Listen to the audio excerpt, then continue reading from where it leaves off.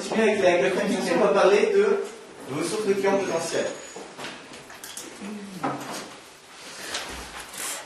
Pour beaucoup de professionnels de l'accompagnement, du coup, thérapeutes, formateurs, la question c'est comment trouver des clients. Et aussi où et comment trouver des clients. Alors le où,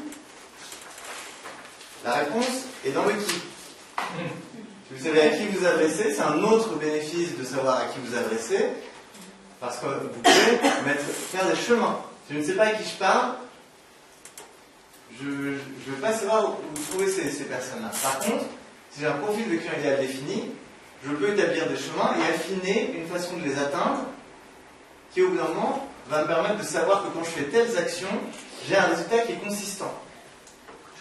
Ça permet de se libérer du comment je fais pour payer mes factures ou autres le mois prochain.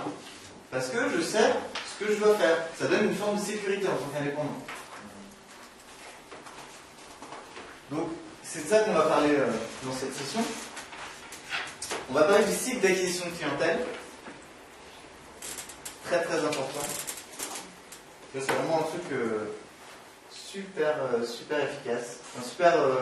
C'est un excellent repère. On va parler des 4 étapes clés pour trouver des clients à partir desquelles vous allez pouvoir décliner vos propres stratégies, puisque en fonction de qui sont vos clients. Je vais vous montrer justement un outil qui est en cohérence avec ça, et puis vous allez pouvoir aussi créer rapidement aussi vos chemins, commencer à identifier, et puis on fera une mise en commun. Donc le cycle d'acquisition de clientèle. Là on parle de clients, de gens qui ne vous connaissent pas. Ok? Comment ça passe? Au début les gens ne savent pas que vous existez. Donc ce sont des personnes inconnues, mais des clients potentiels. Donc vous savez le profil. Votre rôle, c'est d'avoir de la visibilité pour que vous entriez dans le champ de conscience de ces personnes. Qu'elles sachent que vous existez. Ensuite, si ce que vous leur proposez leur parle, elles vont être à l'écoute. Ah tiens, il y a cette personne propose ça.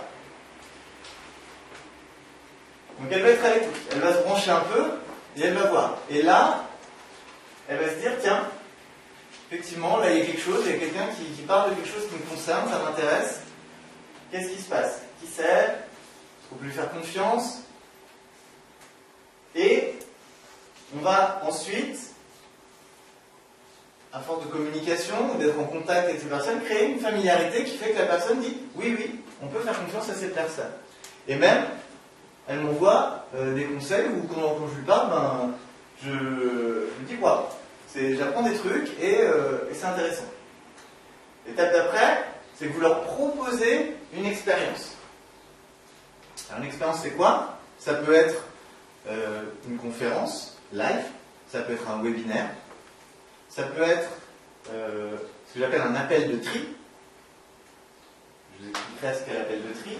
Un appel, hier quand je parlais d'un appel de 15 minutes pour savoir si je parle à la bonne personne. Si la bonne personne est pertinente, si ça vaudrait le coup d'explorer ensemble, via une session d'exploration,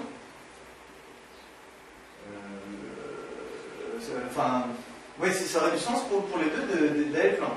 Et donc, vous allez donner la possibilité à la personne d'avoir une expérience de vous, comme je disais, un appel au téléphone, une conférence, et puis, là, c'est là que la personne va dire, ouais, moi ça m'intéresse.